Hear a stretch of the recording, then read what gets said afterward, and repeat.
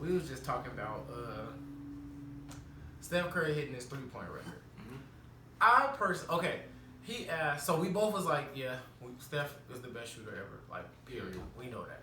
Steph also beat that record in half the games, as Ray Allen did. But then he asked me, he said,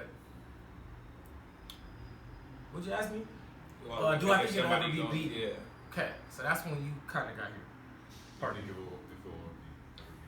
I said, mind you, he's still going. Right, still going. We don't know where right. where the dust gonna He's settle. gonna put this record out of reach for a long period of time. Sure. My argument is this: 32 of the top 50 all-time three-point shooters are active players.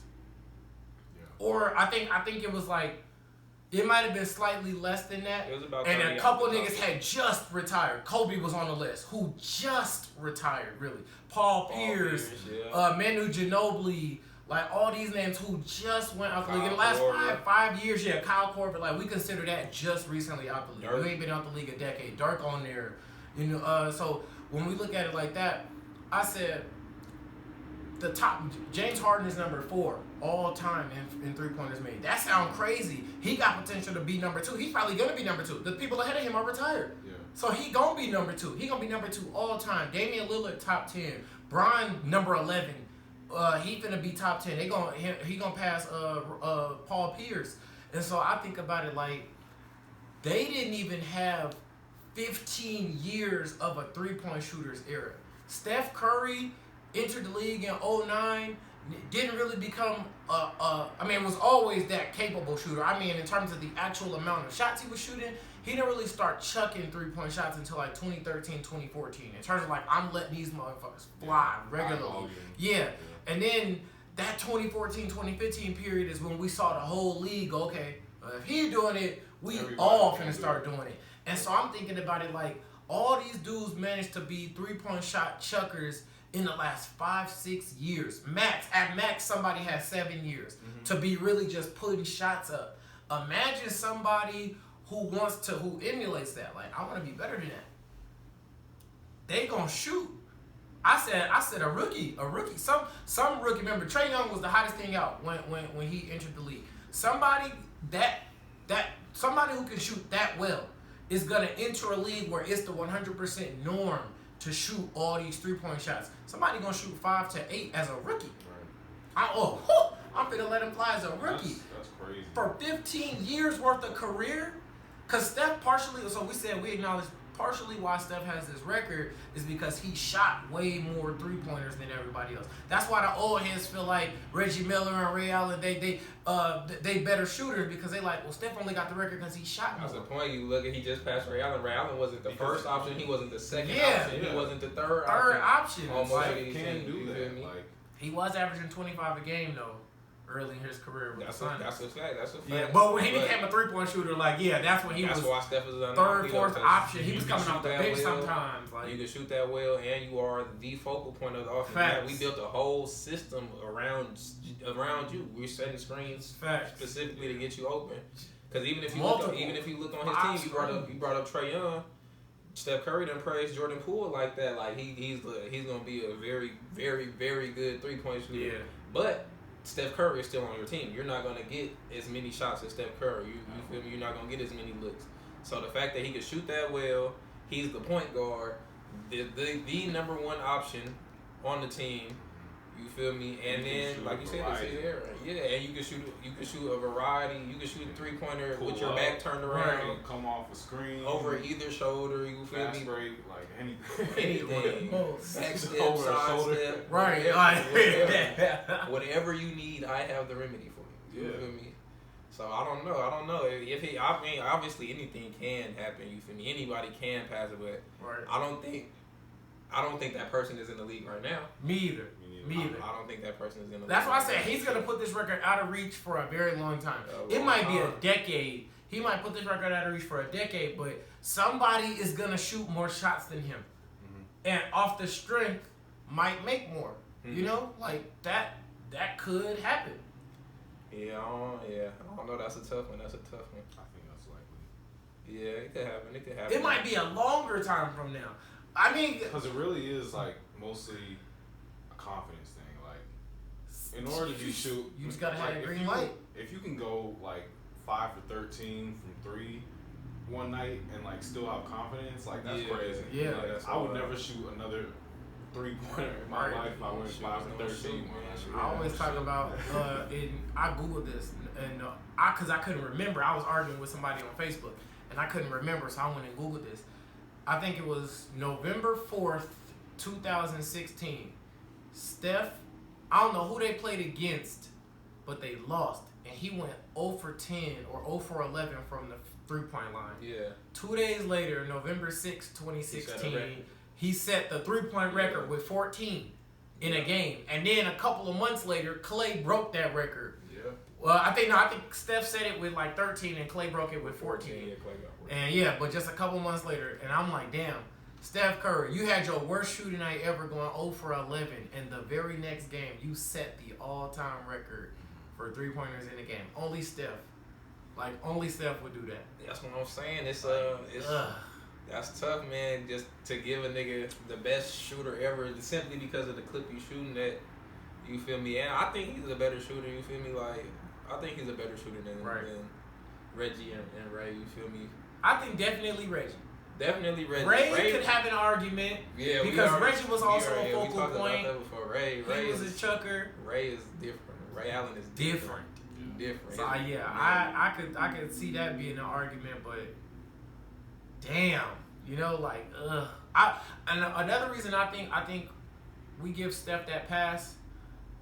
I don't know who I was just talking about this with, but I was saying like everything we ever thought about. Have you ever heard of Pistol Pete? Yeah. You ever heard of the stories about him? How they talk about him? He's the all-time leading scorer in every division of college basketball, still by a lot. It's not even close. That record might not ever be broken. The amount of because he played every year. I don't even think he played varsity his freshman year. I think he has 3 years of varsity experience. But niggas don't play that long no more. Everybody's one and done. Hell, people not even going. They coming straight out of high school, going to the G League, and then going to the league.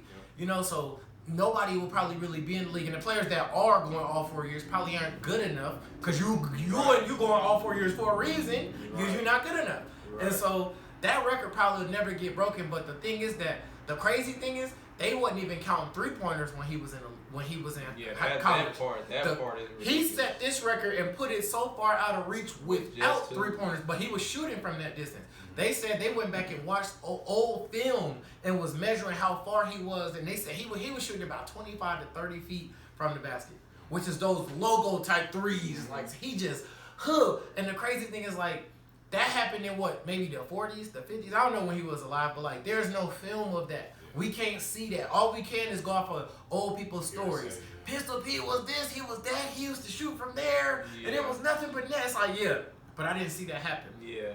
Right. Steph Curry, you are watching this. It is documented history. Everything. If we talked about Steph Curry, people would probably think it was like unbelievable.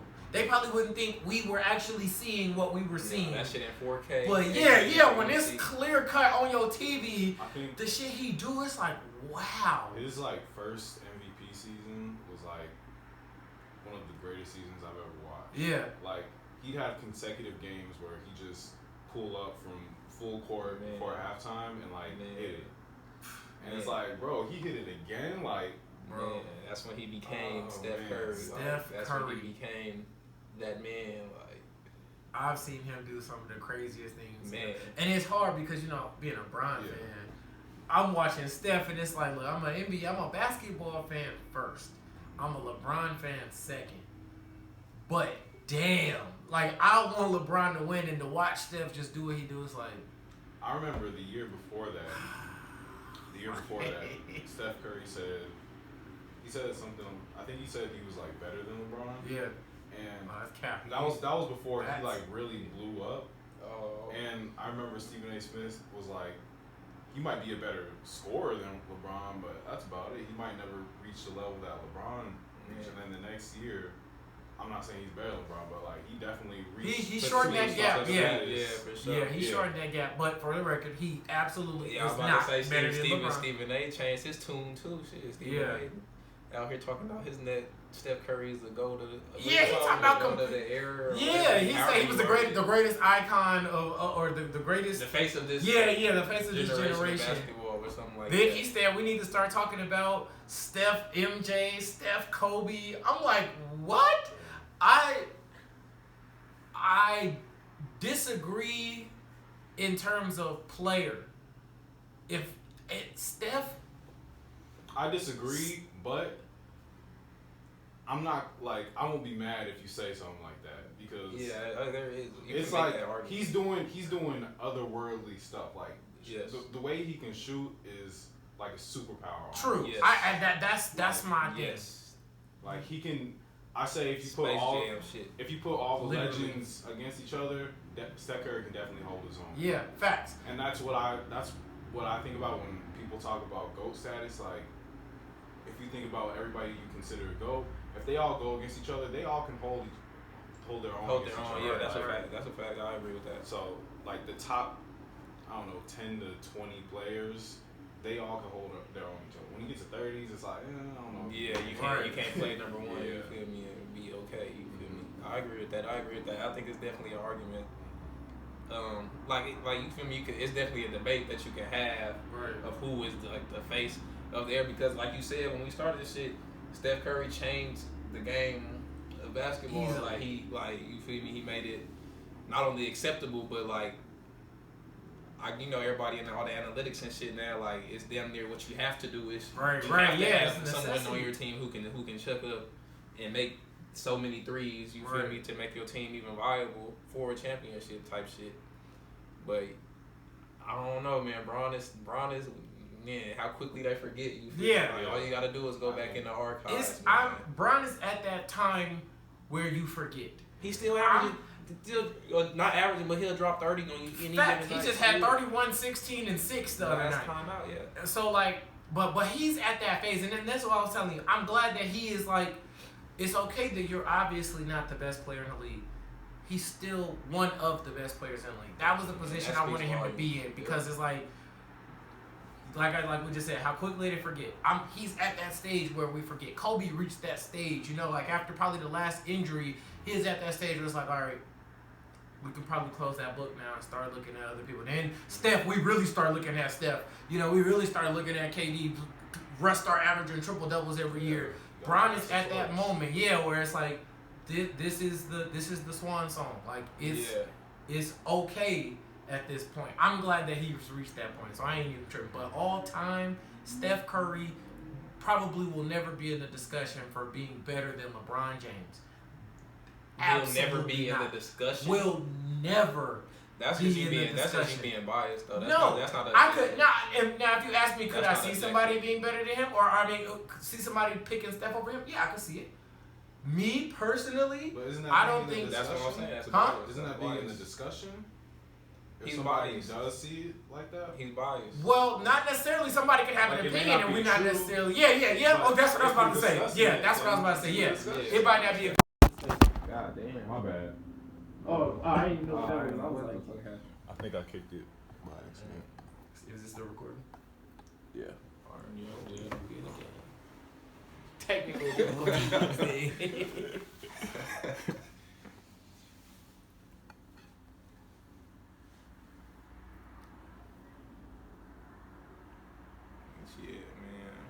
definitely a discussion to be had for sure. You can have that debate. Like it's not far fetched. All time. So you think Steph Curry has a legit case for being the second greatest basketball player ever? Arguably the greatest basketball player ever. Because some niggas might think, what do you think is Bron, MJ, Kobe, KD? You can build a case. For greatest ever. You can build a case. I'm not saying that I believe he is, but you can definitely. I hear you. I don't think you can build a case though. Yes, you can. If you want to build a case for Steph Curry being top 5 all time, that might even be a definitive thing. But for him to win the finals this year, he's gonna have just as many titles as LeBron. True. He's gonna have just as many.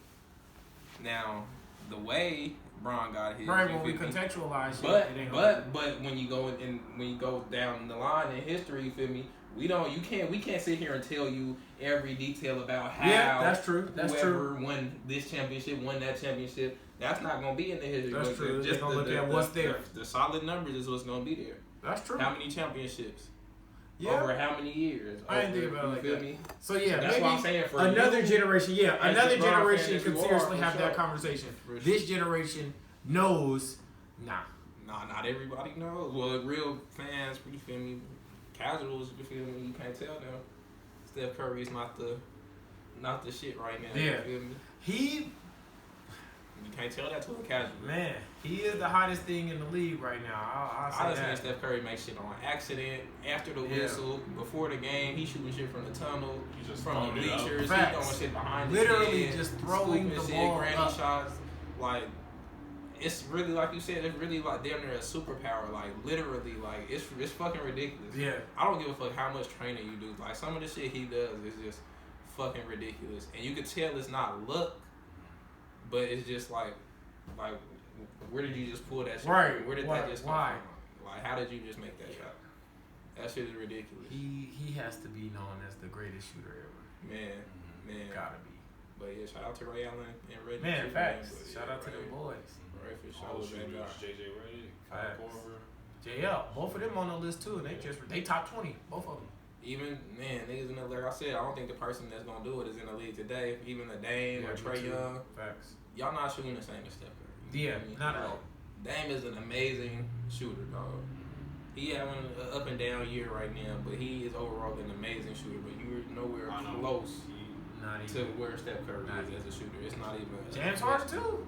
James Harden is gonna be second all time. I was gonna say that too. The gap. Let's talk about he only made free throws. I said that earlier. I said that James Harden was about to pass. That's what I was about to say. I meant to bring that shit up when you said that because you say they only can score because he gets foul. No, I've always said that James Harden could shoot. Now I'm gonna bring that. I have always said James Harden could shoot. I have always said he could shoot. I've said the fact that he could shoot is my problem because he's not even shooting the 3-pointers to try to make them. He's shooting because he know he gonna get the foul, and because he's such a great shooter, he might fuck around and get the 4-point play. Man. That was my issue. The fact that this nigga can shoot is my issue. Like, damn, he can shoot so fucking well. He not even finna try to shoot. Every time he touches the ball, I'm just finna throw it up to get the foul. And I might make that shit because I can shoot so well. But I'm trying to get these free throws. Why is that something to be mad at though? How do you feel about James Harden as a basketball player? Like, you think he just Hold on. Let me preface. Just telling you this real quick.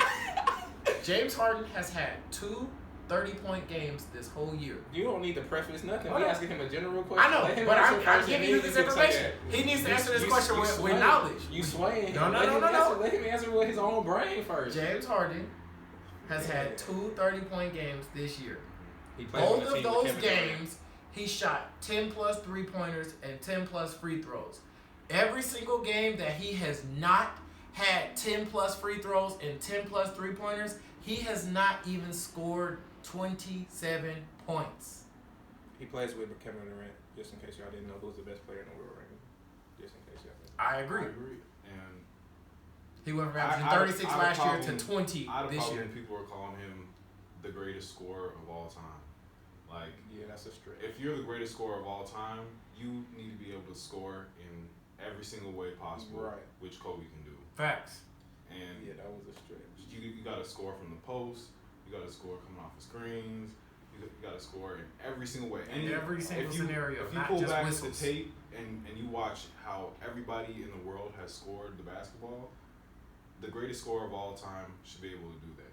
Right. And there's like probably only Kobe and Kyrie can do that. Like, off the dribble, off the and maybe KD too. Right. But still, KD's 7 foot, so he doesn't really need to go deep into the bag. But James Harden is not that, and I did have a problem with the foul baiting and stuff. Fouls are in basketball for a reason, but like you said, don't try to foul bait. Like, try to score. Try to score the basketball. Yeah, that's been something that's highlighted this year. When him not getting these calls, they not even fouling him. He is trying to jump into defenders, and the defender is smart enough to get out of the way. So then once he realized he don't get the call, he literally just throws the ball up in the air. While the rules were the rules, that was a genius on his part. You feel me? Like I agree. Genius on his part. I agree. That it's a skill to be able to draw as many fouls as he. It's not like anybody in the league can't do that. The fact that he's able to draw those many fouls every game is a talent. But my argument to that was that why are there compilation videos of niggas literally not even touching him? That's how good he was. That's how good he was at drawing. True, but that's a testament to his skill as well. But just because I can acknowledge that as a skill and it being genius, don't mean I need to reward him by being called one of the greatest scorers ever.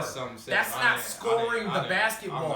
I'm not even gonna say that. That's just mental manipulation. That's not. That has literally nothing to do with scoring the basketball. In fact, as a superstar, you have that luxury where you're gonna get foul calls regardless. Yeah.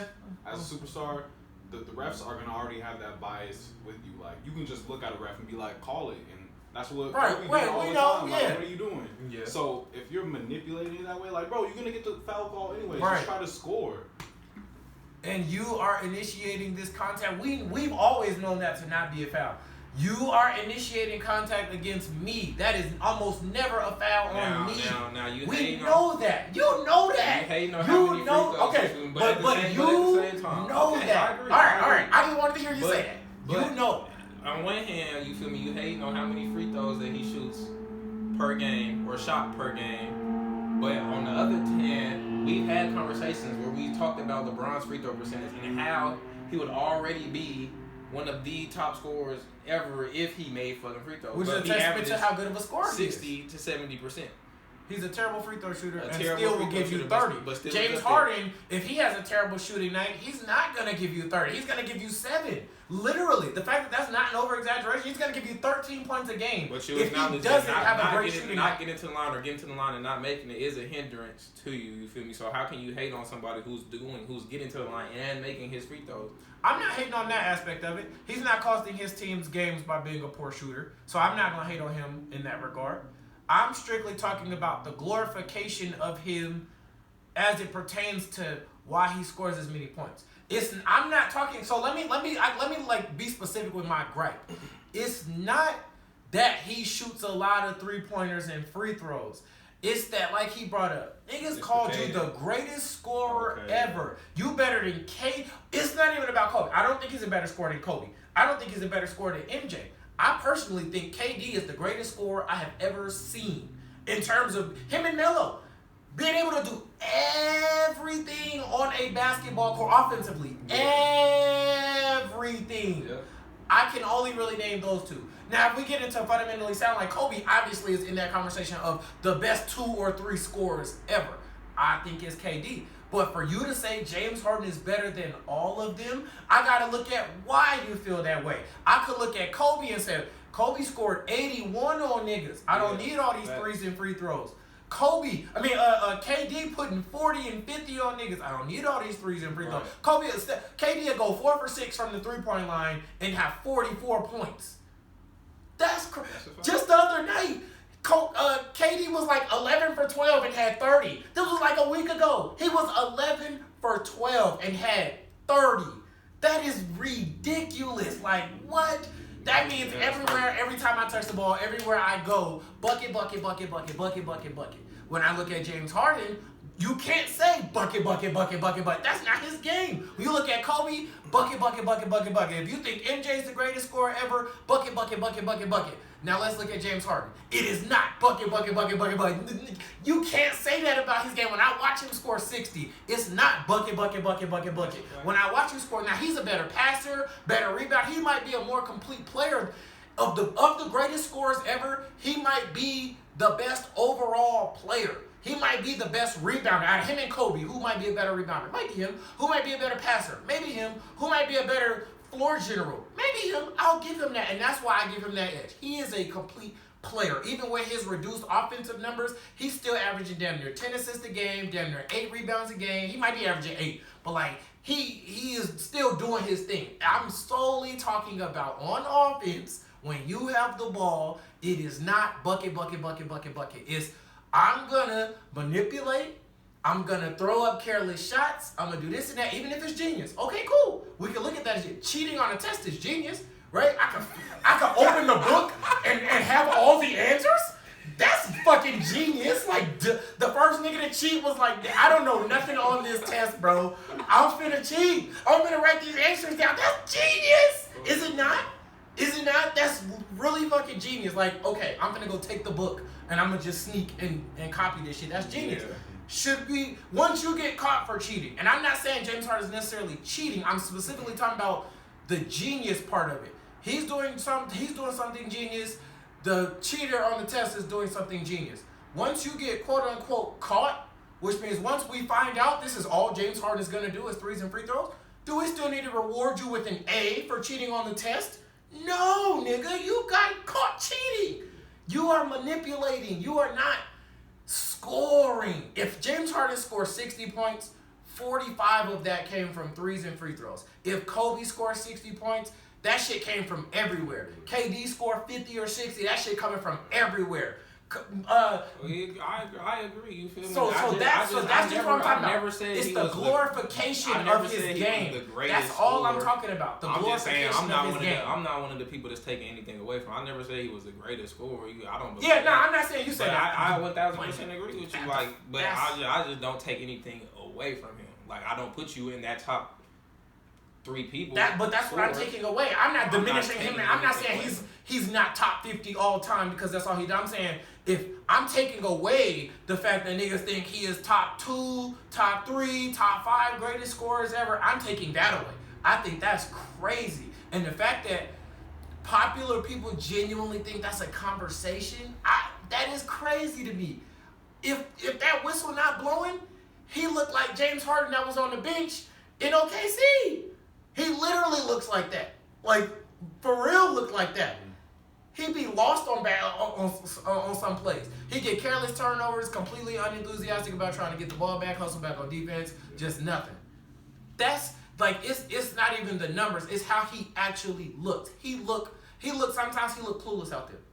If that whistle not blowing, he literally looked like, damn, I was really banking on getting this foul call right now, and that didn't happen. And I don't really have a plan B because I really thought I was about to get this foul call. Where now the niggas ain't got a rebound, they going the other way, and he's sitting there on the other half of the court thinking, wow, I didn't get that call. Like, you could tell, like, that's obviously going on. That's crazy. Bron be doing that shit too sometimes. Absolutely. Bron bitches and complains about fouls every day, every game. That is one of my biggest gripes about him. Absolutely. He is but when you think about why he was doing this shit, he was genuinely getting fouled and not getting calls for it. Then he see little niggas flopping all over and getting whistles. James Harden getting 15 free throws a fucking game by flopping. My big ass really getting fouled and niggas not calling shit for me. I'm finna flop and whine too. So I'm not even mad at Bron because he doing the same shit that James Harden does. James Harden is the reason LeBron does that. Bron wasn't always known as no whiner and no bitch ass complainer. Right. But these last probably 7 years he been like that, which is coincides with how long James Harden has been James Harden doing what he doing. I agree with that. But so let's say we talk about Bron. Let's talk about some Lakers news real quick before we talk about the rest of the league. You say LeBron be whining and complaining now. This is off season. James Harden rubbed off on Bron, and now Bron has rubbed off on the player who used to be great, who used to be a top 3 player in the league. Easy. Anthony Davis, who is now out for 4 to 6 weeks. At least, yes. At least. MRI, with some sort of knee sprain. MCL or something. Yeah, some sort of knee sprain. You hear about that? Terrible. We can't catch a break, man. Like and I ain't gonna say like we was already rolling.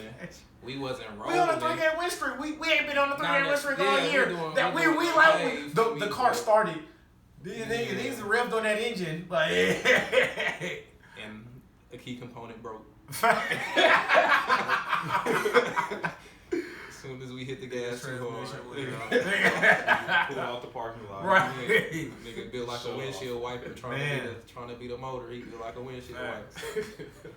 Man. Terrible. How y'all feel about the season?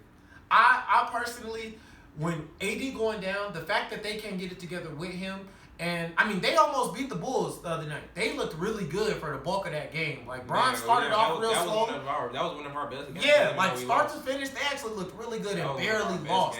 Bro, they had a lead. They blew multiple leads. They came back from multiple leads. Bron started slow in the first quarter, but then really got it together the rest of the game. The third and fourth quarter, he was hot. Like, he actually really put together a good game. Russ was kind of getting his stuff together. IT looked really good. Melo came off the bench hitting shots. Like, they really looked good. But the fact that they kind of ain't really got it together and they just lost AD for at least a month, maybe a month and a half, maybe 2 months. If he have a setback or he's still feeling discomfort, you know, like. You gotta rehab. Yeah, you never know. Like, now you could be out 2 months. I feel like I'm finally at that point where I'm starting to lose hope. Our season is in shambles. Yeah, for sure. 100%. For sure, unless you feel me, somehow AD being out, somehow we find a spark. With him being out, I don't know. I doubt it, but maybe it could be IT. It could. You feel me? IT was a great pickup scoring wise. Yeah. Offensively. Offensive wise, he was a great pickup, and then defensively, Trevor Weezo had his first game back. Yep. Shout out to last Weezo. time out. Yep. But we even with all these players, like somehow our defense is terrible. Yes, but somehow I feel like we still have like a scoring problem. Yeah. And it might be because AD is not being the same person that he once was. But chemistry thing too. Could be chemistry. It could be a whole number of things. Like obviously all the turnovers we be having. It doesn't look like we play as a team on offense. It looks like we just pass the ball to somebody, and it's like figure it out. Yeah. Right. And it's like that's cool. We have the players to do that, but at the same time, that don't work in the playoffs. Yeah, it doesn't work right now. I was gonna say it ain't working now. You play against a Golden State or a Phoenix.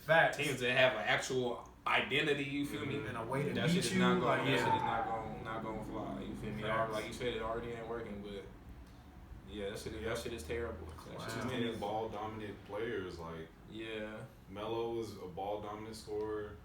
Niggas can only make plays other than Bron. Niggas can only make plays for themselves. You feel me? Like Melo can get us a bucket, but we gotta. You feel me? Like either LeBron throwing him a dime or maybe he pausing the game, getting the post up. Right. Like Russell Westbrook don't turn the ball over unless he's just going downhill and getting himself a bucket. You feel me? Like, the only time he gets an assist is if he tried to score and couldn't. And the open man, all right, assist. Bron will be on the other half of the court. Like, no, you go over there, you come here, and then find an open man. He throws some of the worst lobs I've ever seen. Oh my god! Like this nigga. Threw up. Yeah, I just saw that. I wasn't gonna say nothing, but that shit just like fell through his head. Yeah, I forgot. I wasn't gonna mention it, but I looked at it, but I was looking at you. I was like, what the fuck? That's a crazy thing to see as soon as you turn your head. Like, what do you do as the defense? Like we were lined up opposite of nigga. Like hurls, nigga. Like, is this a tactic? Is he trying to get me offside? Health and safety protocol. Facts. We not about to. This that shit out here, nigga. I'm not finna be clean up, throw fuck this football game, nigga. I don't know if he could clean up, throw up off turf. Like off that turf. Easily. Yeah, you just scrape that shit you up. just ruined the game. Facts. It's gotta shut down the whole thing. No, you need to get tested. But yeah, shit. Yeah, speaking of the health and safety shit, how y'all feel about that shit going on in the league and leagues across all sports? Every major sport is getting killed by that shit. The Eagles are about to play 3 games in 13 days. That is crazy. That is insane. For football, that's crazy. You need at least 3 days of recovery after a football. Remember the hype when everybody first started doing the Monday Thursdays or like Sunday Thursday. People was playing on Sunday, then had to turn around and play on Thursday, or played on Thursday and had to play next Monday. Like it was like, hold on, bro, this is an NFL game. Like y'all tripping. Yeah. They saw an uptick in injuries, and now they have to play 3 and 13. Extra game in the season. Yeah, you gonna add a whole extra game? Like people gonna be retiring at 25. Facts. It kind of take away your bye week. You don't really have a bye week. Like, yeah, you do still have a bye week, but you are playing more games, so like it defeats the purpose. Like, you still got trying 16. to protect people. Y'all got to protect people from everything. Y'all worry about COVID. You feel me or whatever. You feel me, but that nigga CTE numbers is gonna spike. Y'all got to play real shit. 3. I'm dead ass serious. You got niggas playing 3 games in a matter of 12, 13 days or whatever it is. Like. Your body is not meant to just take that punishment, repeat over and over it again without no sort of recovery type shit. Like that is ridiculous. What these niggas tell the hockey, the NHL, they pausing their season after the that's crazy. Golden Knights play tonight, and then you feel me, they pausing the season. No the league in the NBA canceling hella games, postponing shit.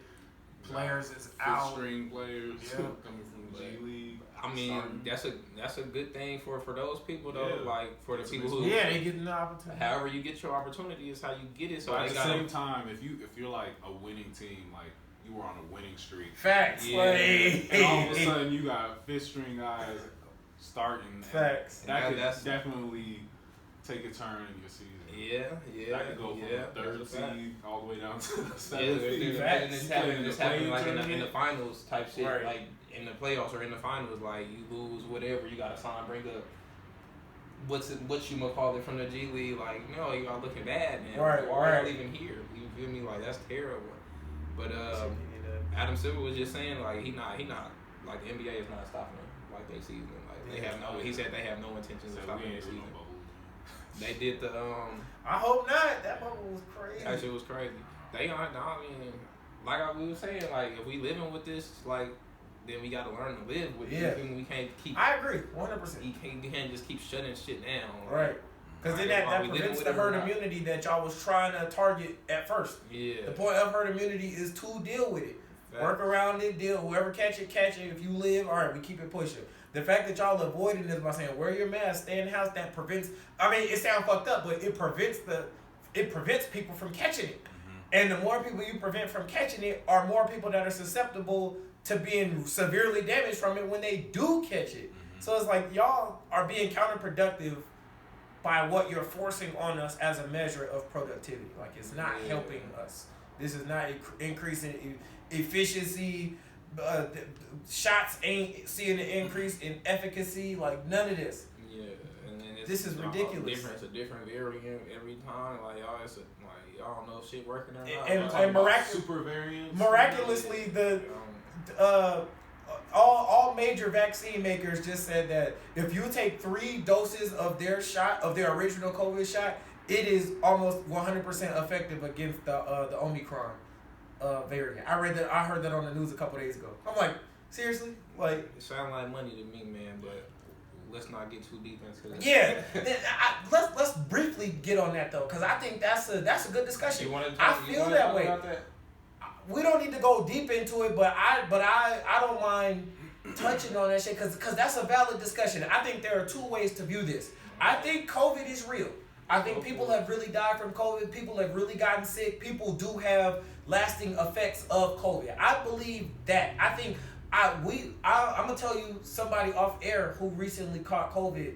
It's a good friend of ours, and I actually was like low-key scared for her. I'm like, damn, because before this, I didn't really know anybody personally who had COVID. So you only hear the stories of it. So you can feel the wheel. I think that's lies, or I think it's true. Her, I was like, damn. I text her, I'm like, yo, you alright? Like, and to really hear the rundown of this shit, I'm like, alright, this shit is a little more serious because she's our age. This is a person went to school with us. So I'm like, damn. Okay. Like it really made it real. It's not just old people. It's not just whoever. This is a if you saw her in the club, you probably try to spit game. She looked healthy, top to bottom, 100% regular, so you just wouldn't think like, damn, this shit could get anybody. It could fuck you up. She didn't just get it. She let her tell her she was fucked up. And so, so that whole shit was like, damn.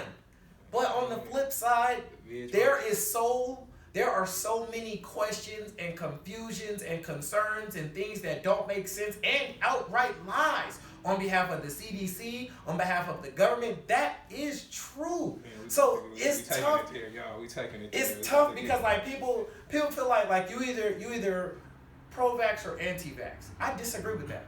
I'm pro-vaccine and I'm anti-force. You should not force people to get this vaccine. If you want to get it, get it. If it gives you peace of mind, get it. If you feel protected, get it. Because I think that it does work. I think it does protect people. It does work. Mandate anything, but to mandate it, to force, you need to change your entire livelihood. Every aspect about your life needs to be changed if you don't get this shot. I think that's fucked up. That's crazy that we live in a world where like that is becoming normal. To force us to do something, to put something in our bodies. That's crazy to me. Like, and we wonder why the employment numbers is the way they is. And like, yeah, and if you even think about, they have no idea why. Facts. That's the part that be killing just me. Just nothing at all. We people just don't want to do anything. Like, that's how they talk about us. Like, the average citizen is just dumb and don't want to do anything. Like, so. They literally say that. Like, like that's the whole purpose. Like, they call people central planners, my nigga. Like, right. they literally feel like they have to. They got to do this on behalf of us. We're not smart enough to make these like, decisions. that really exists, and it's crazy. That's ridiculous. So I think, like, when you, like, there are two conversations behind that. There is one where this shit is serious. It's not a joke. We shouldn't act like this shit's a conspiracy and COVID don't really exist and it's all a lie. COVID is real. Them niggas. That shit is real. Yeah, it's like where you're getting your information is like there's a lot of propaganda behind COVID. I think that's how I feel. There's a lot of bullshit that and when you some people are like hardcore conspiracy theorists where they like, nah, this shit is fake, it's this, it's Bill Gates, it's blah blah blah. And they recite certain things that are facts, but their whole message gets shunned on the basis that they are conspiracy theorists. It's like, just because you're a conspiracy theorist, I don't want to hear nothing you got to say about COVID. Even if you talk about something that's true. I feel like there are some valid points on that side, but niggas do need to be taking this shit serious. You feel me? You do need, if wearing your mask helps, I understand that, but how the mask mandate is implemented, there is no way you can 100% agree with it. If us three walk into Denny's right now, we gotta wear a mask in Denny's. Right? As soon as we walk in. Except for when you open your mouth. But when we sit down and open our mouth, where germs are susceptible to coming in our mouths, and we're using forks that we don't know how thoroughly sterilized they are, and we're using plates and all of this shit, now it's okay to breathe the Denny's air and possibly get that COVID shit. It wasn't okay when you were at the door. But now that you're sitting down, still in the building, you were in the building both times. Now that you're sitting down next to other people with their mouths open, germs are really flying because people talk with food in their mouth. Actually, every time you talk, particles come out of your mouth. Therefore, technically, every time you breathe, eat, open your mouth, take a sip of your water, you are passing germs, but it's totally okay. You're talking to a dude who works in a casino. Yeah, you see it, yeah. You see the most. You be like, what the As soon as you know what that cigarette smoke, where you were smoking around a bunch of children, a bunch of people with asthma, put your mask back on so they don't catch that COVID. Right. You finna go give people cancer, but you don't want to give them COVID. That's crazy. More people die from secondhand smoke than actual smoke. If I'm a real smoker, your ass is more likely to die from this cigarette smoke than me. That's crazy. That's a fact. That's crazy. Like, wow. That's how I don't want to say too much on the topic. I agree with everything you said. I don't want to say too much. You feel me? I'm gonna keep it 1,000. Yeah. I don't fuck with these people. Yeah, that's how I feel. At all. Like, I see what y'all doing, but it's hard to have your own brain in a society full of sheep. You feel me? So I'm gonna keep my shit to myself. You feel me? Like, y'all do y'all thing. All of this is bullshit.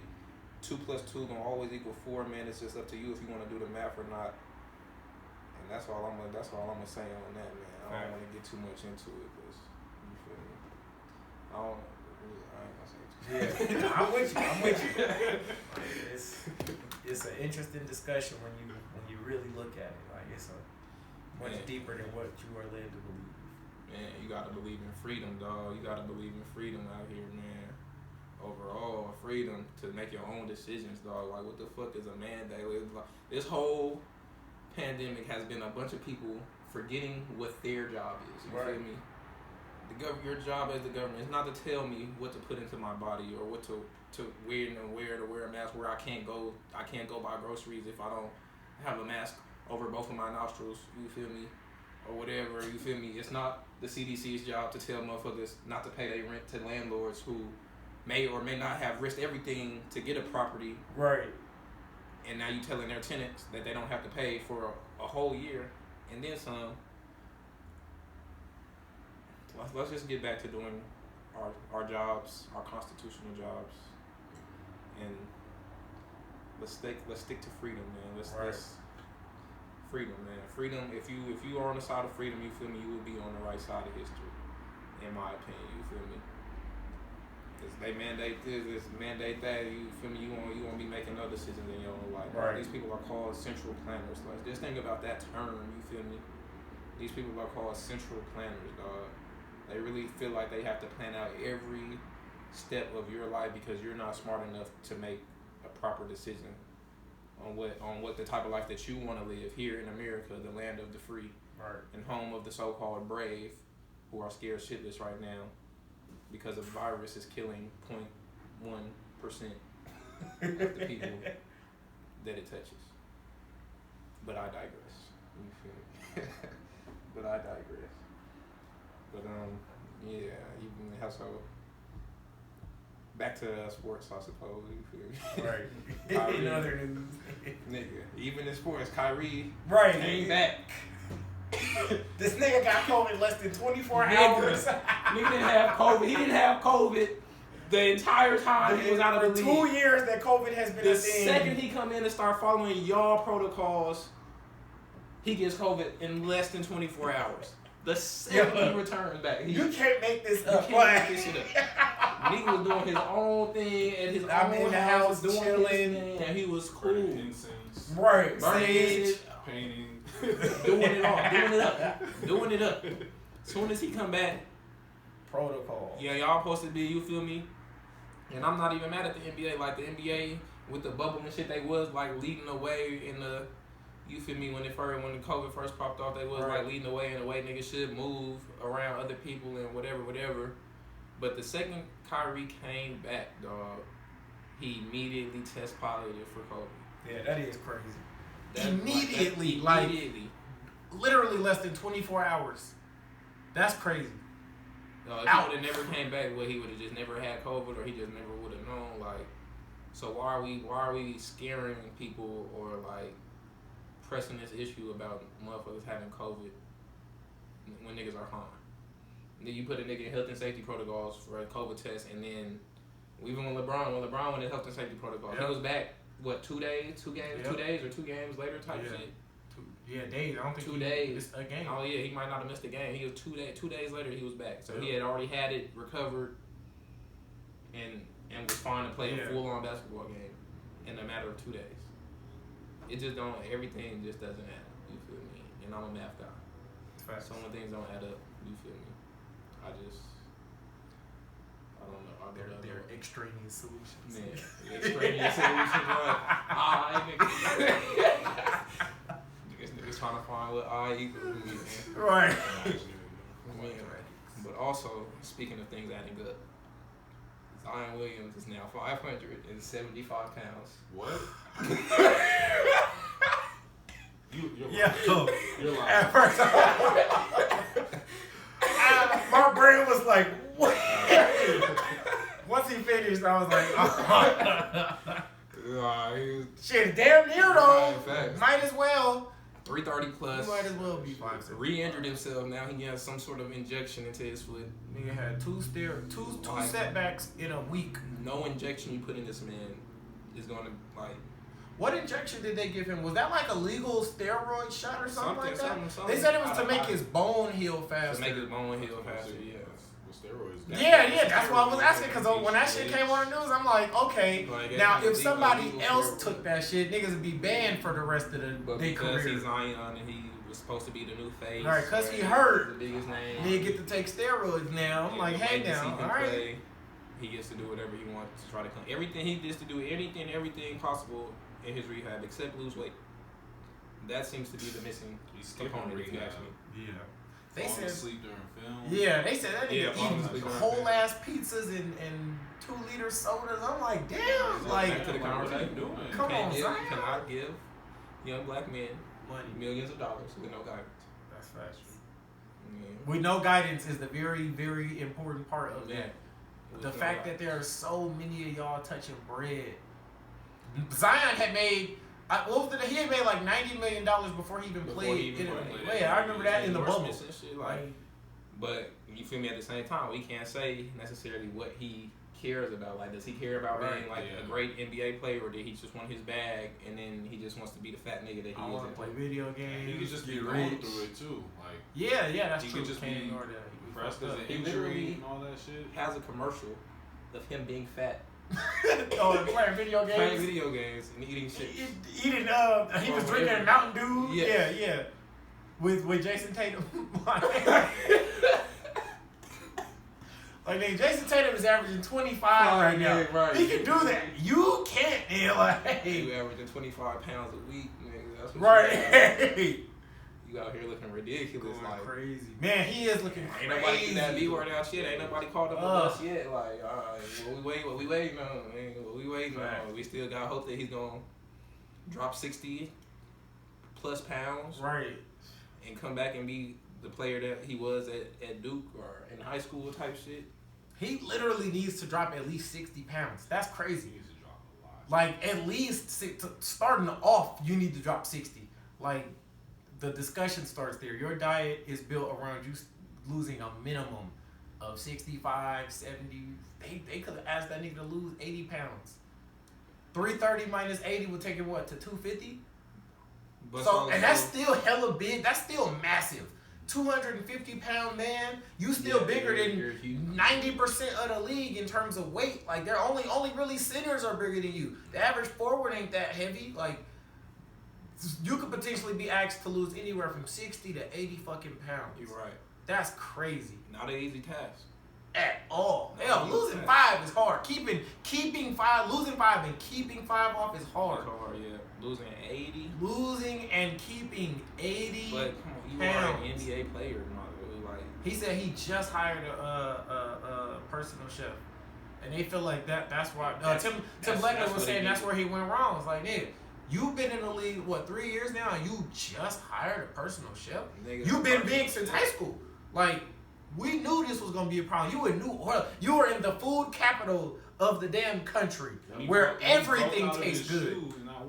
Against Duke, I think that was a moment. He hurt his knee. Exactly. That was the moment you at this moment he bust out of your shoe, hurt your knee, missed 10 games. Man, you are the first nigga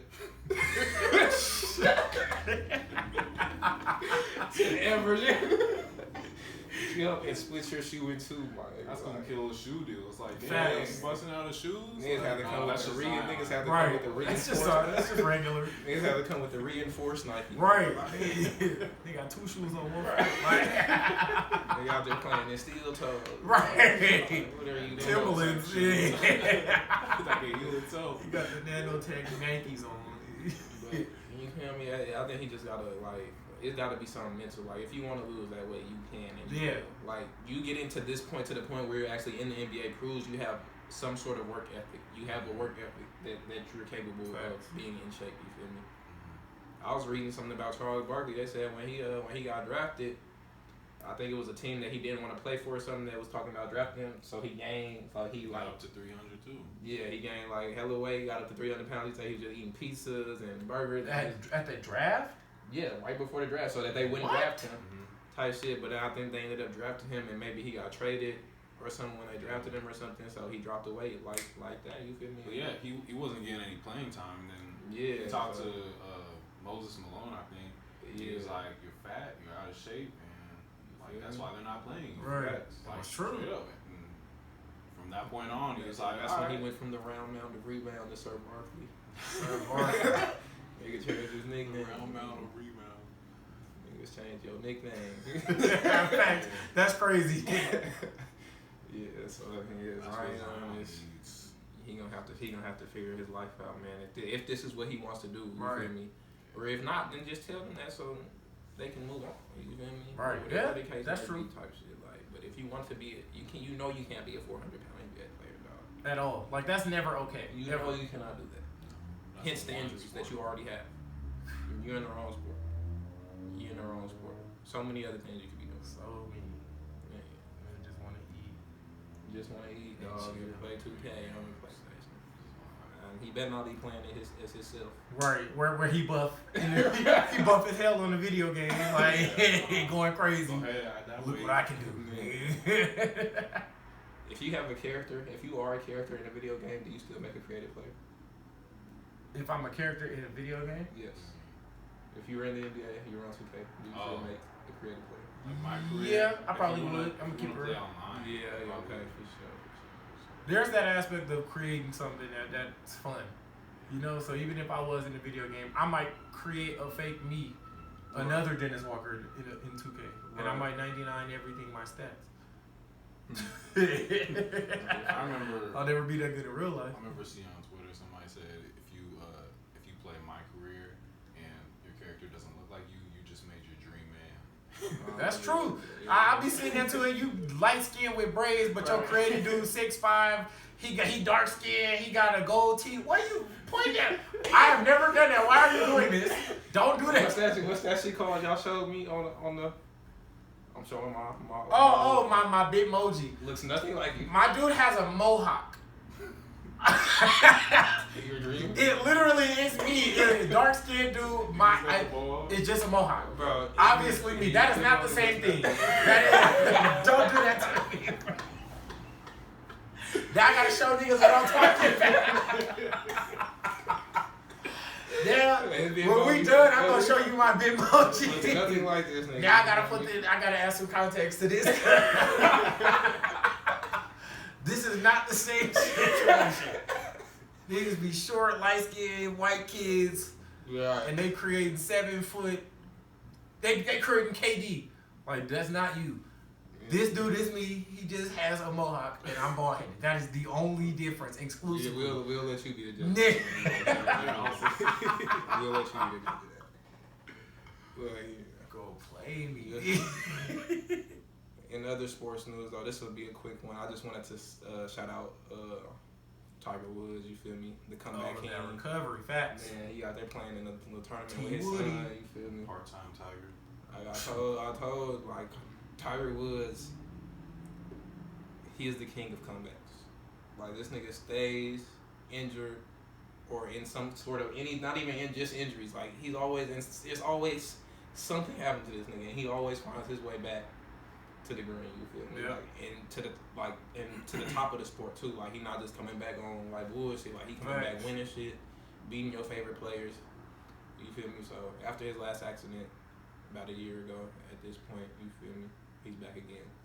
Well, shout out to Tiger Woods and his son. Have y'all seen like the videos or the memes or whatever? Him and his son, they got like the same like movements type shit. Like they both swing and then they drop the golf club at the same time type shit, and they both like do the same shit with their nose and like tilt they had like it's crazy. Like they put them side by side and they doing like the exact same thing, bro. Like it's ridiculous. That's tight. Ridiculous. He's breeding a goat. Man. And did you see you saw the Jake Paul? Yeah, I was just Tyron about Woodley to say too. RIP to Tyron Woodley's career. Man, flatline. Man, Tyron Woodley was like one of my favorite UFC fighters. Man, what is he now? 0-5 in fights. Yeah, his last 5 fights. Yeah. Okay. His last couple fights. He was 0-3 his last 3 fights in the UFC, and then he just lost twice to. He hasn't won a round in the UFC in his last couple fights. Yeah. And then my thing be like, if you're hanging it up, then hang it up. I hate these niggas who hang it up and then try their hand at another sport. Yeah. Okay. Say what you gotta say, but I'm gonna respond to that because I think that there's a reason for that. I'm sure there is a reason, you feel me? Monetary, financial reason, maybe, whatever the case may be. Like, he ain't never got a payday like in these 2 losses. He ain't never got a payday like that in the UFC, not even close. And that's my argument about it. Okay. How much is your chin worth? How much will it cost for me to I would to let take somebody your chin off of your punch chin right the fuck out of me and hit me square in my jaw. I would do it for $1 million. For $1 million? I would do it for 2, 3, 4, 5, 6, 7, 8, 9, 10.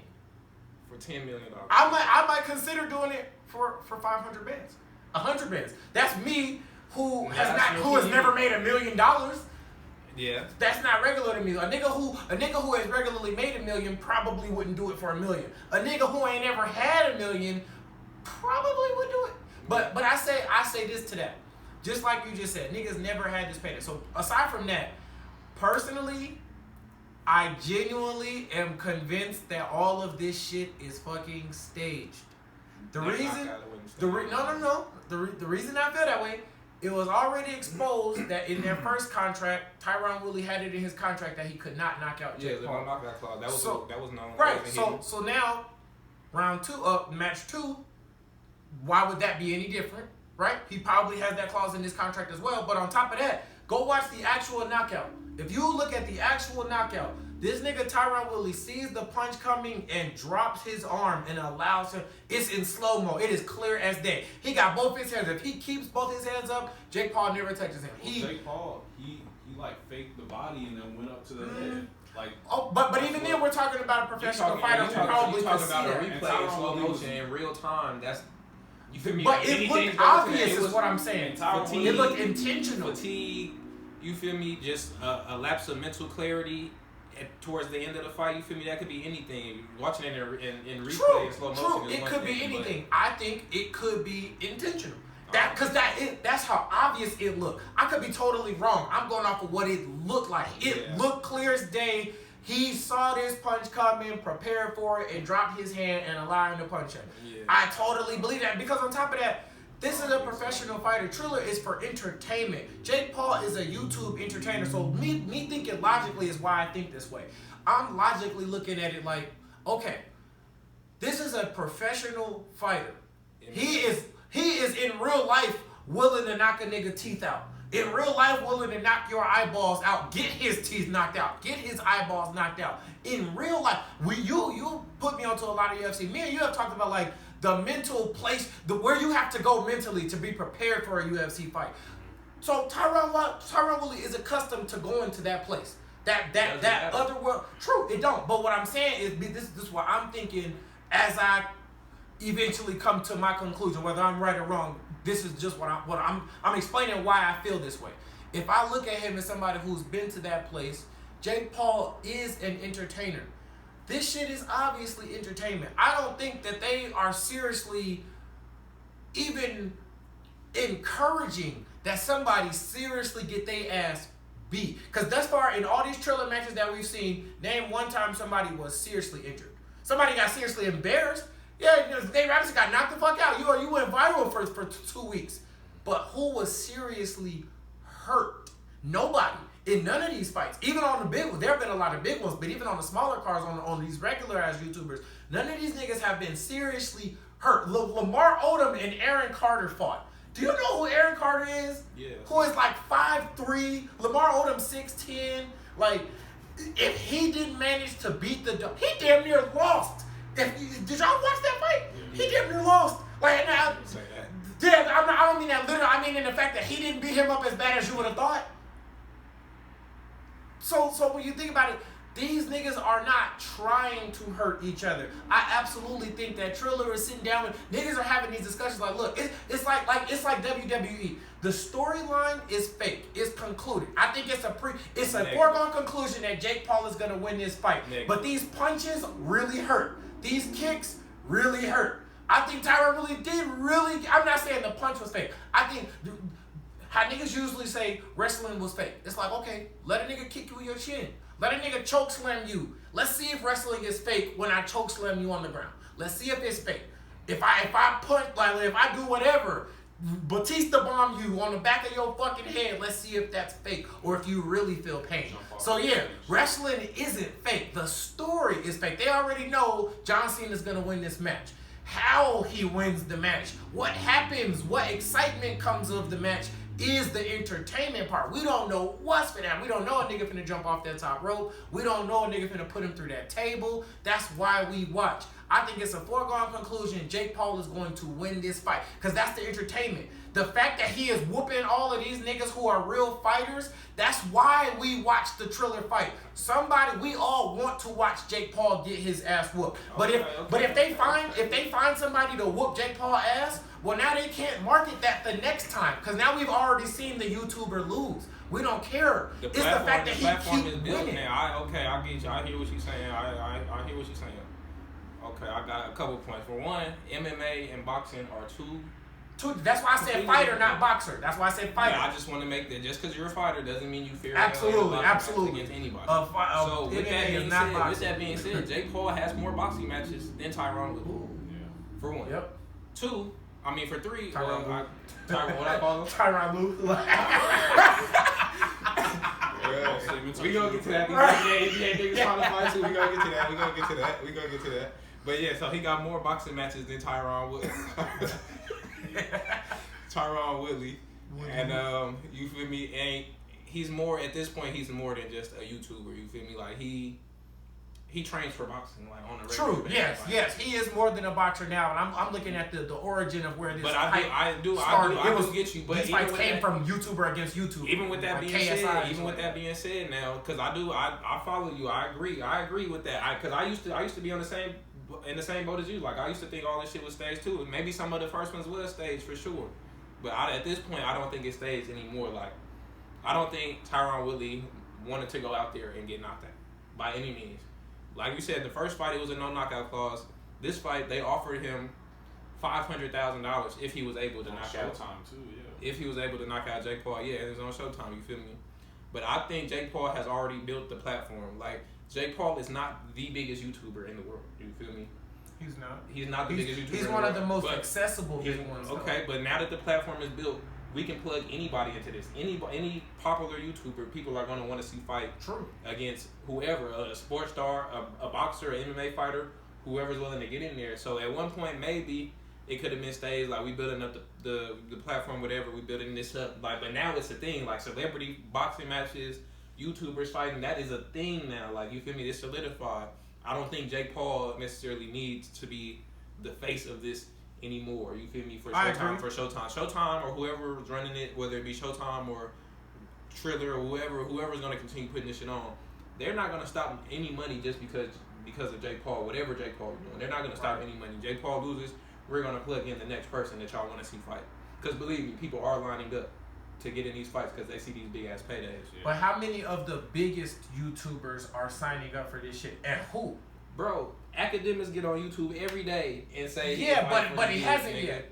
I agree that he has talked about it. If Jake Paul loses that fight and they need somebody to fill that slot, they're going to go call academics. I agree with that 100%. Whoever. I agree with that 100%. I'm talking about what he's actually done. We've seen Jake Paul fight at least 5 times already. That's why I said he started this shit. That's what keeps that factor so far up to this point. I don't think niggas give a fuck about Jake Paul no more at this point. I disagree on some Gen Z shit separately from some.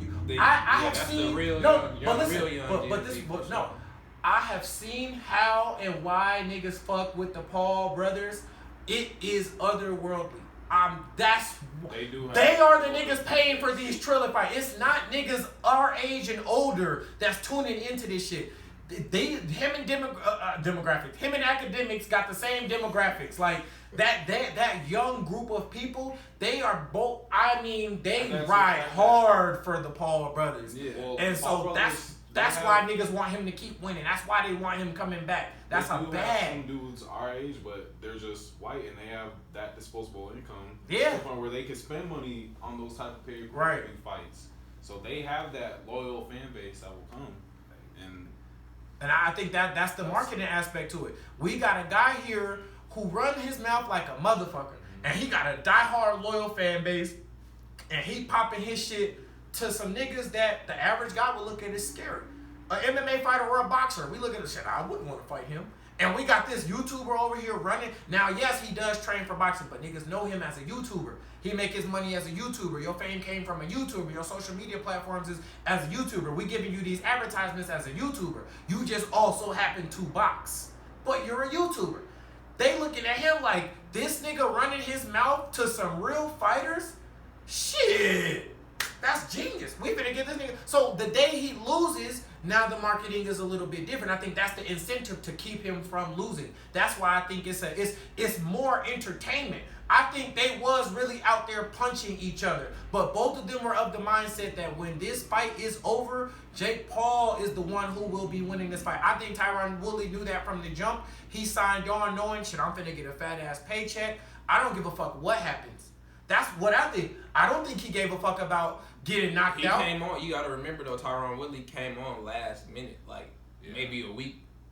2 weeks at the most. That gives credence to what I'm saying, though. I wouldn't give a fuck. The fact that he signed on rushed, he didn't give a fuck about getting knocked out. I'm going to get this bag. That's different because they're not... I don't give a fuck what y'all talking about. Jake Paul is not going to come in the ring and knock out Tommy Fury. He's not going to come in the ring and knock out Tyson Fury's little brother. That's not gonna happen. He's not gonna come in the ring and. But would he even be the type of nigga to agree to some shit like that? That was the original fight. That was the original fight. Like I just said, Tyron Woodley got plugged in a week or two beforehand. You were not going to tell Tommy Fury, who's a real boxer, who really has to keep his record because he's trying to be a champion, trying to be a contender. You're not going to tell me to come in here and lose. And why didn't that fight go down? I have no idea why that fight stopped. I didn't realize till shortly beforehand. Yeah, I didn't know that. But like medical reasons. Oh, really? But Tyron Woodley accepting it proves my point, though. Like, I accept that his main priority was like the bag, but at the same time, I don't think he expected to get knocked out. He's not just volunteering to get knocked out. Bro. One, Tyron Woodley has never been like a great boxer. Like he's which means he doesn't have that legacy to protect. His success in the UFC came from the fact that he was a really good wrestler. He was super athletic, and he was just naturally powerful. So he could one shot knock you out without any type of technique. Yeah, which kind of explains why he dropped his arm when he went to the body and went up to the head instead and knocked him out. Like it's not. I wouldn't put it against Jake Paul that like he knew how to knock out Tyron Woodley. Like Jake Paul's a good boxer. Like he's a he solid can box. He's a solid he can box. He's not like an elite boxer. Yeah, you put an actual boxer.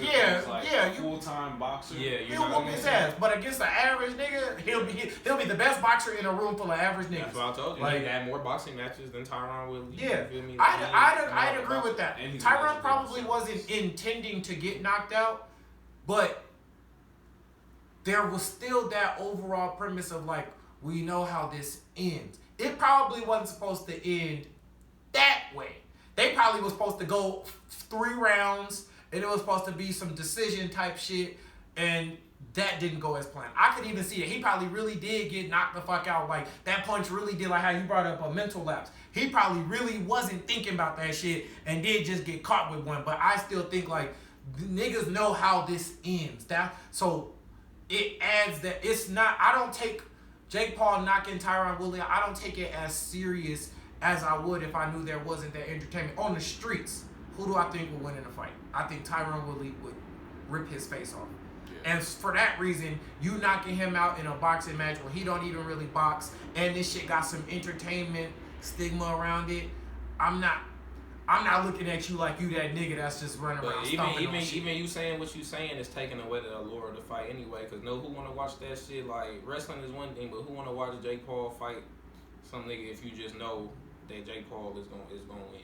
Niggas don't know that. That's the point of the marketing though. You market it to make it look like niggas is really beefing. You making it seem like niggas do know that. I'm saying I know that. That's why I'm viewing it the way I'm viewing it. I think these things to be true. That's why I said me thinking logically is why I feel the way I feel. If I was to think logically and explain these things to myself and say them out loud, I would come to the conclusion that these fights are 65% entertainment and 35% really punching. I think these niggas are really punching each other and they both probably really hurt, but I know how hard not to hit you because you need to win this fight at the end. That's what I think is going on. Even you go back to the Conor McGregor and Floyd fight. We knew Floyd was gonna win, obviously. Conor McGregor even actually said that he didn't say the words that the fight was staged. He alluded to the fact that this was pre-planned. He actually acknowledged that. Like, we knew how this was gonna go. Into your arena, you feel me? Like, we expect you to win. I'm finna get more money than I ever got in anything ever, and I don't gotta do shit. This nigga I'm finna run around and dance with this nigga for 5-10 minutes. He gonna punch me a couple times, and I'm finna get $100 million. But when I was seriously trying to beat niggas the fuck up and seriously trying to break niggas' bones, I'm getting 50 bands, 75 bands, and right now I'm getting $100 million to play fight with a nigga. I think Tyron Woodley is looking at shit similar to that. I'm not finna get this $500,000 from nowhere. I'm not gonna get this publicity from nowhere, this attention from nowhere, this money from nowhere, and I don't seriously gotta work for it. I get to play fight with this nigga. Now, I don't literally mean play fight because I think he really got his ass stuck. But they know, Tyron Woodley knows Jake Paul is not seriously trying to hurt me. Jake Paul is not seriously trying to punch me in my head as hard as he can and knock me the fuck out. I don't think Jake Paul is thinking of it. Whereas an average boxing match, both these niggas is thinking like that. I think both of these niggas wasn't thinking like that in this fight. They both are like, I'm trying to hit him here, but I'm not trying to kill him. I'm not trying to do this. Like, Deontay Wilder is very open. Like, I'm trying to kill a nigga tonight. He very open about shit like that. And I don't think he's playing. I've been hearing him say that for years. Like, I need a body. I want to catch a body. I think he dead ass. And even if he isn't, he is serious when he said, like, I'm trying to hit you as hard as possible. I'm trying to destroy you, obliterate you. Jake Paul is not feeling that way about Tyron Woodley. Tyron Woodley is not feeling that way about Jake Paul. They are going into this like, hey, let's make this shit look good, do what we need to do, get this money, go. That's what I feel like the general discussion is. It's not like you're gonna do a fake punch here, and then when he goes to that side, you're gonna do a fake punch. I don't think that's what's going on. But this shit, it ain't like two niggas that got beef really organized a boxing match to see who was the better boxer and fought, and Tyron Woodley got knocked the fuck out. This was some entertainment shit. Because the fight was boring up until that point. Like, they were just in the clinch. It always is. The Conor McGregor fight was boring. A fight we know for a fact was fake. Why was it? No, it wasn't. All that running that they were every time Floyd made contact with him, he popped his ass, but he was running the whole time. That shit was entertaining. He was running the whole fight. That fight was entertaining. Have you seen a regular Floyd Mayweather fight? Yes. That fight was way more entertaining than any regular Floyd Mayweather fight, for the most part. Because it's Conor McGregor, not because he's what was actually going on. He in there doing some wild shit. He in there switching stances, crazy throwing. Yeah, but that's what I'm saying. Floyd wasn't really trying to punch him. No, he wasn't trying to hurt him. All the bullshit he was doing, Floyd had ample opportunity to really catch his ass lacking and put him on the ground. All the wild shit that you're saying he was doing, I agree. But none of that got him beat the fuck up. None of it. Floyd Mayweather is not a knockout artist. Floyd, over half of Floyd's fights were knockouts. That's a fact. Mayweather is not a knockout over half of his fights. I'm a knockout artist. If over half of my dubs, over half of my wins were knockouts, and I'm not a knockout artist. Okay, that's against people. That's a real boxing match. That's against people his size. Against people your size, exactly. He not a knockout artist for whooping niggas, knocking niggas out his size. You're not a knockout. What is a knockout artist? You're not known for. Floyd Mayweather is known as being a nigga who just knock niggas out. That's what he's known for. If 26 of my 50 boxing matches were knockouts, that's not what you're known for, nigga. This is Floyd Mayweather. What? So I'm asking known for being the what is a knockout artist? That's what you're going to do. What is a knockout artist? What is the definition of a knockout artist? A nigga who's knocking niggas out 80 to 90% of. Okay, so that's where we'll disagree. You think it's 80 to 90%. I don't think you need to knock a nigga out. Knockout artist. Yeah. Not just you can knock. We know anybody can knock somebody out. But to be a knockout artist, you have to go in there. A majority of my fights ended in a knockout. It's not like Floyd got 50 professional boxing matches and 10 were knockouts. 26 of his 50 professional boxing matches were KO. That's pretty substantial to me. I would look at that and I would consider him a knockout artist for the little niggas. Negative. We think of a knockout artist as a big ass heavyweight nigga that's really one hit quit or some shit. Yeah, true. Niggas is knockout artists. But why isn't Floyd considered a knockout artist to the niggas his size? Which matters because he ain't fighting Mike Tyson. He not fighting Deontay Wilder. He fight niggas his size and is knocking them out more times than not. That is a historical fact.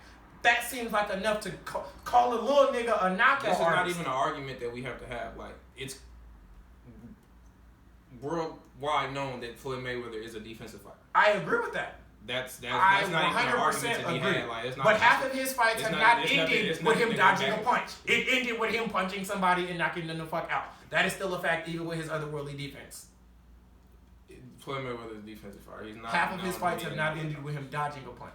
That matters. It ended with him punching some shit. Fights don't end obviously with you dodging a punch. True. Obviously. So that's what I'm saying. So the defense shit don't matter if we're talking about a knockout artist. The defense shit is moot if we're talking about a knockout artist. That's not true because half of their shit has not ended in a KO. So every boxer isn't a KO, isn't a knockout artist. Floyd Mayweather is not a knockout artist. It's not even an argument to be had. Yeah, I wouldn't call him a knockout artist. I wouldn't either, but I wouldn't immediately write him off as that. I wouldn't definitively say he is or is not. That's why I said what. That's why I asked your definition. What is your definition of a knockout artist? I didn't bring up him being one. You said he wasn't, and I said, well, why isn't he? What is the criteria for being a knockout artist? If I got 30 fights, I'm only a knockout artist if I knocked out 25 of them? Okay, that's cool. That's a knockout artist if you have just the power to knock out somebody at any moment. I understand that. Like, really, which is why I said the one-hitter quitter shit. If you can time your knockout, that doesn't really make you a knockout artist. Like, there's timing knockouts and there's just straight up, like, I'm swinging at you, and if I connect, then you're over. out. Facts. Right. True. That's the difference between you really picking a fighter apart, like waiting until the last if you like really taking the first 5 to 6 rounds to really see what a nigga doing, breaking you down and to the point where now I can knock you out. Now that I done broke you down, I got you tired to a point. Tyron Woodley was a knockout artist. A lot of his fights, his later on fights in the UFC were boring because he would just run around the ring, and then like at the last moment, like in the 5th round, he would just go with the overhand right and it would knock you out. Like, so Tyron Woodley is a knockout artist for what you just said, but that's the same shit that Floyd Mayweather was doing, and he isn't. You just said he waited till the last round to knock a nigga out. Floyd Mayweather did the same shit.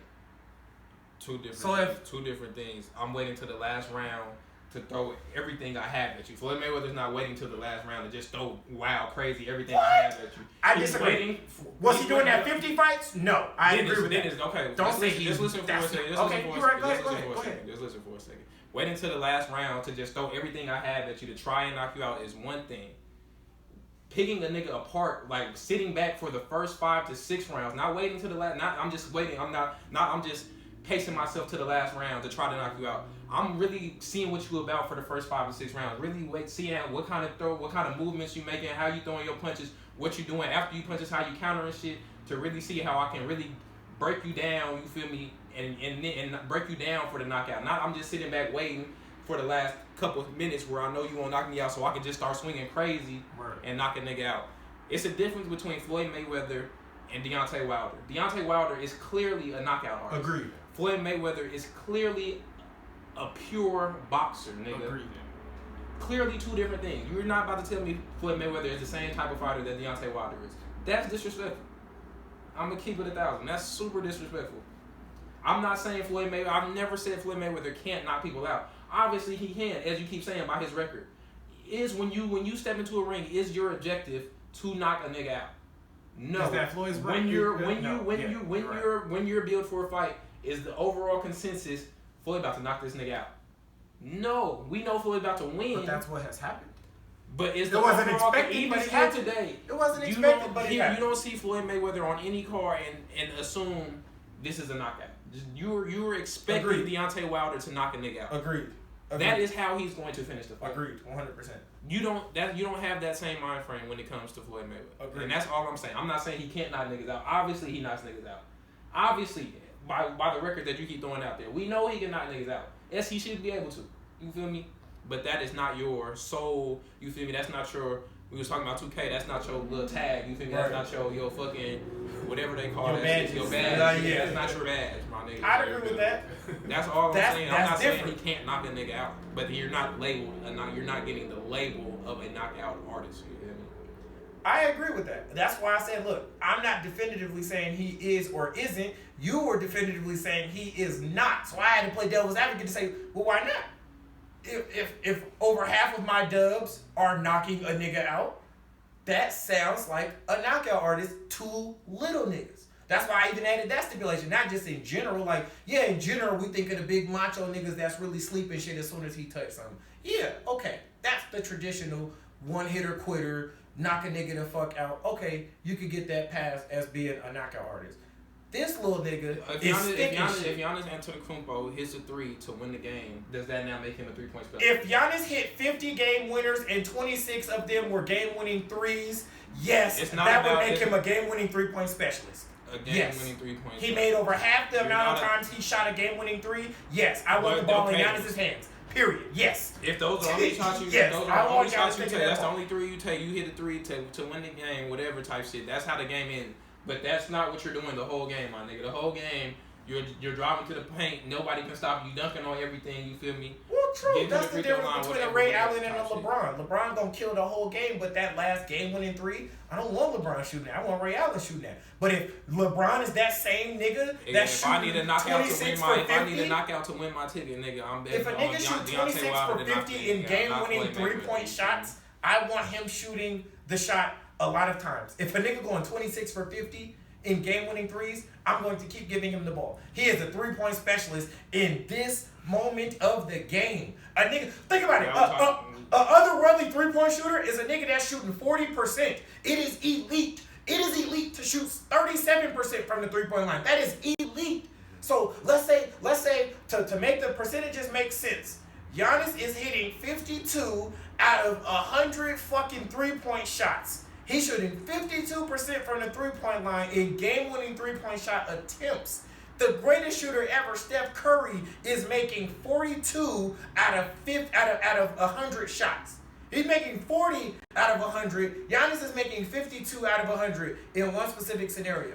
That doesn't. Yes, that, I want that Giannis shooting that ball. That analogy doesn't transfer over. When it does because no, what I'm saying is it doesn't when you talking about percentages. To give a nigga that specialist, if he's making over half of his shots in a specific situation, but I'm saying that doesn't transfer over to boxing to Floyd Mayweather in particular because 26 of 50 you or brought whatever. This analogy okay, up. but you changed it though. Let me just say what I'm saying. Go ahead. If Floyd Mayweather, what was the number you said he knocked out 26 out of 50 out of his 50 fights? Okay, that's you can't use those exact same numbers when it transfers over to basketball. Yes, you can say 26 of 50 3-point shots compared to Steph Curry. You can't do that. If you feel me, I'll just use Giannis as an example. You feel me? You can't directly correlate those numbers over because a knockout artist is not 26 for 50 knockouts. A knockout artist is 40 at least 40 to 45 of That's why I asked. That's why I asked for your clarification. Now you're a knockout artist. Right. But I said that earlier. But I'm just saying you can't make that. You can't transfer the numbers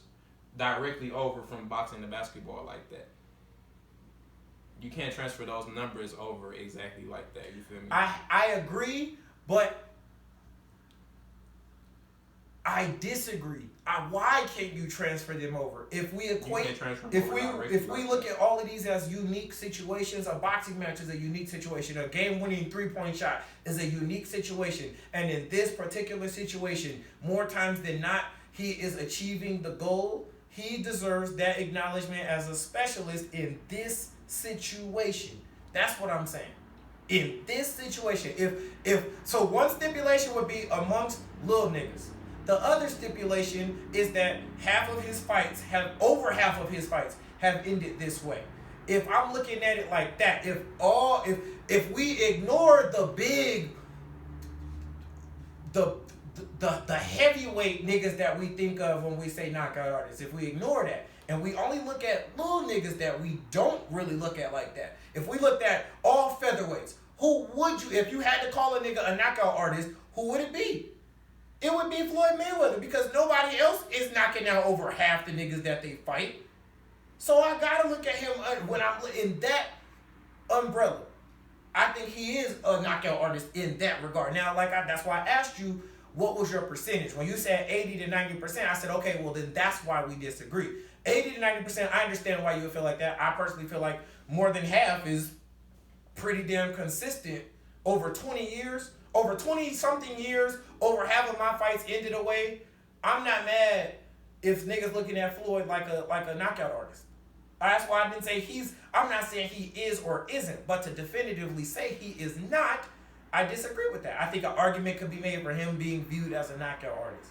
He done knocked out more niggas than There's not. No argument to be made. His career is over. Yeah, and he has knocked out more niggas than not. That's what we have to say at the end of his career. No, his career is over. He already has his badge. We know he's a defensive fighter. That's not to be debated. It's already said and done. It's over. His career's over with. It's said and done. It's said and done. You feel me? He already has his badge as a defensive fighter. Like, we're not gonna now start calling him a knockout artist. Like, yes, he has knocked niggas out, as he should. A knockout artist is a specialty badge, my nigga. That's a specialty. You only get this when you really Steph are knocking Curry has a out 3-point badge and he's a 40% shooter. So I just told you, a nigga has you cannot translate those numbers over a nigga from with boxing 50% to basketball. You cannot transfer those 50%? numbers over. You cannot transfer. Why? When the matches are more unique than the shots. There are way more shots to be taken than there are matches. So on some economic shit, let's look at scarcity. The shit that's more scarce has the most value. Yes or no? Steph has taken 5,000 3-point shots. Floyd Mayweather has 50 fights. Therefore, the rarest thing has the most value to it. Okay, so if I'm doing something, 3-point shots to why not? Why not? I think you can. I think you can. You can think you can. I can think you can. I'm looking at something that's more rare, and he has managed to achieve better results in a more rare scenario. I think that's impressive. Well, you can have your opinion. True. We have the facts that he is a defensive fighter. The facts are that none of his fights have ended with him dodging a punch. So his defense doesn't matter. That's not how a fight ends. But his defense. I can't dodge a punch and we call the fight. Right, but in the context of exactly what we're right in some way. But we're talking about a knockout artist. Therefore, we're talking about a nigga who abruptly ended a fight. So you talking about his defense is moot when we are discussing how a fight ended. His fights did not end with him dodging a punch, is why I keep saying that in response to his defense. His fights did end with him knocking somebody the fuck out. Both of those would matter in a conversation about him knocking niggas out. Him dodging punches is moot when we're talking about him throwing them. That's why I keep saying that. If the conversation is about him throwing punches and putting niggas the fuck down, well, his defense doesn't matter. When the night Kobe scored 81, do you know how many steals he had? Do you know how many shots he blocked? No. We could tell you he was busting niggas after had 81 because that was what we were paying attention to. That's what it was about. It's not about how many shots did this nigga contest and they made or miss. We don't give a fuck about that. We talking about what this nigga did do. He did score for 81, just like a nigga did knock out 26 niggas that anticipated knocking him out. That happened. So I'm looking. That matters. If we gonna talk about knocking niggas out, defense doesn't matter at all. So yes, he's a defensive fighter. He might be a defensive fighter that can also be a knockout artist. 26 niggas out of 50 that you knocked out, that's a lot. That's a lot of niggas to knock out. That's what I'm saying. So I get what you're saying and like, we not finna rewrite and redefine this nigga. I'm not trying to, but I'm arguing a point that has already happened when we talk about history. His career is over. Therefore, everything I'm saying has already happened. So I can't be redefining something when it already happened. I'm just talking about what already happened. All right, let's move on. I ain't gonna lie, we were just talking about that for like yeah, that was crazy. Yeah, we had an hour and a half. Damn. Yeah. You saw the undercard though? You saw Darren Williams and Frank. Oh, okay. Oh, go ahead. I don't want about this fight. No. I was gonna say how me and you was talking about that shit. We thought it was obvious that Frank Gore was gonna win this fight. I thought it was too. We was like, nigga, Darren Williams finna get his ass whooped. That's why I did say that. I was like, he was over there pushing him out the ring. Yeah. It was fucking like he got that nigga a street ass with me. He said he had a wrestling background. I never knew that. Yeah. That's crazy. Darren Williams. Yeah. Wrestling. Say he used to wrestle. Okay. Yeah, but he said at the same time that was like back in like middle school and shit. Like, oh really? Oh, I didn't hear him say that. I only heard him say that part. I didn't know when it was. I watched the interview. He said he won like a middle school state championship, and I was like, man. Oh yeah, that shit don't. I thought he might have did that shit in high school or college or something. He just said it. He was like, you know, I thought I fared pretty well with my wrestling background. So like, I'm thinking like, oh, this nigga wrestle. Like, oh shit. But like, yeah, that middle school shit don't count. Like, to that credit, like he did say that he was like still actively working out at MMA gyms and doing striking and practicing wrestling at the same time.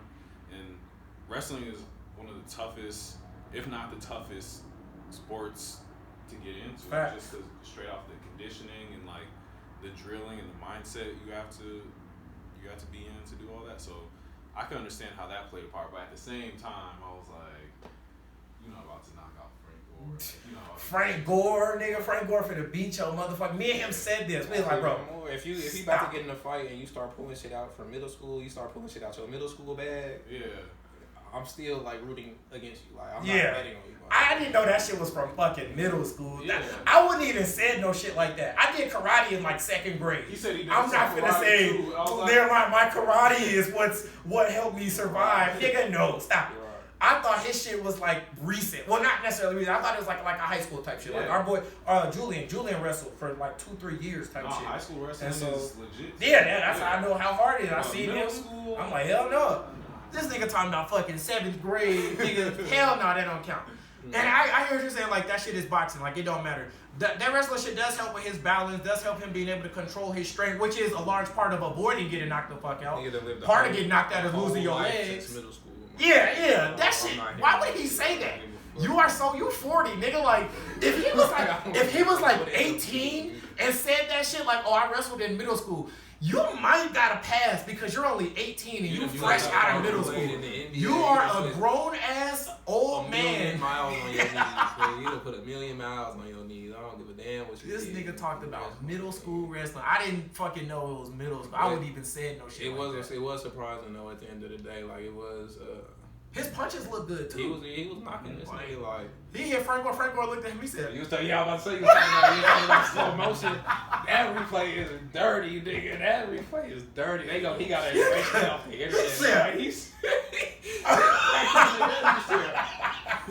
Oh my! Oh, how could you? Like he gave him one of those. How he gotta get that wiped off the internet. Yeah, you gotta make a couple calls. You can't have that floating around, dog. You can never get in a fight ever again in your life. With Darren Williams too. Like it's not even like Darren Williams is 6'3". He's 5'9". He was one. Okay. He was one of the bigger point guards in the league. That's true. 6'3", 5'9". That's a big weight difference. on him, but reach, weight.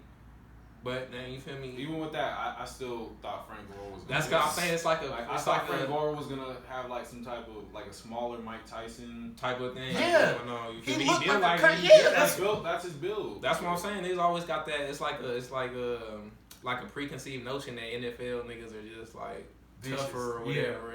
Yeah. Not the case. Not the case. Y'all niggas dumb. Y'all bumping y'all heads against each other. Facts. He probably didn't even see Darren Williams. Right. Yeah, so I don't know. I ain't never believed that, man. Football, I don't know, man. Man, that shit crazy. Basketball team would have rolled on a football team. Facts. Oh, no. I've seen a lot of football niggas walk in on basketball gyms and run them out. Yeah, it could go both ways. Yeah, I can see that. It's an individual. Not in our sport. I don't think it's an overall stigma on football versus. Yeah. It ain't like